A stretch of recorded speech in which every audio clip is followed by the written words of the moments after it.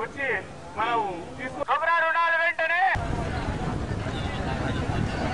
ఈరోజు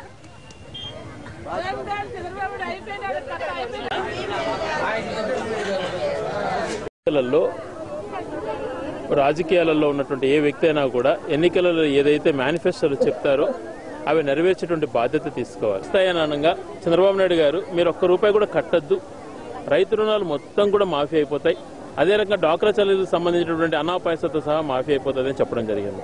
కానీ ఇప్పుడు అనేక కండిషన్స్ పెడుతూ ఆ కమిటీ ఈ జీవో అని చెప్తూ పోస్ట్ పోన్ చేసుకుంటూ వచ్చడం దురదృష్టకరం.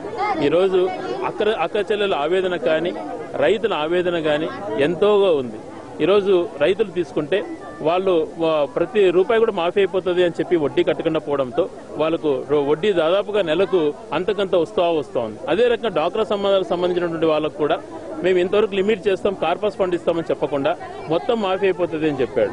ఈ రోజు వాళ్ళకు వడ్డీ ఈరోజు ఎన్నికల్లో ఏ రకంగా అయితే చెప్పారో అనా పైసాతో సహా డ్వాక్రా రుణాలు మొత్తం 14,500 కోట్లు, రైతు రుణాలకు సంబంధించి 87,500 కోట్లు ప్రతి రూపాయితో పాటు మాఫీ చేస్తే నువ్వు ఎన్నికల్లో చెప్పినట్టు మాట నిలబెట్టుకున్న వాని అవుతావు. ఇట్లా కండిషన్స్ పెట్టి కొంతమందికే వర్తిస్తుందని చెప్పి అనేక కండిషన్స్ పెట్టి రైతులను కానీ మహిళలను కానీ మోసం చేయొద్దు అని చెప్పి వైఎస్ఆర్ కాంగ్రెస్ పార్టీ ఈ రోజు ధర్నా కార్యక్రమం చేపట్టింది.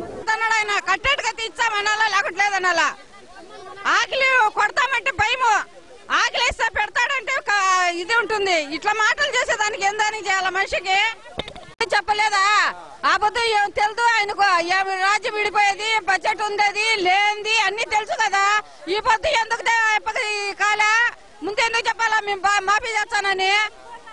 ముందు చెప్పాలా? ఏం దొంగ కదా మరి ఇప్పుడు.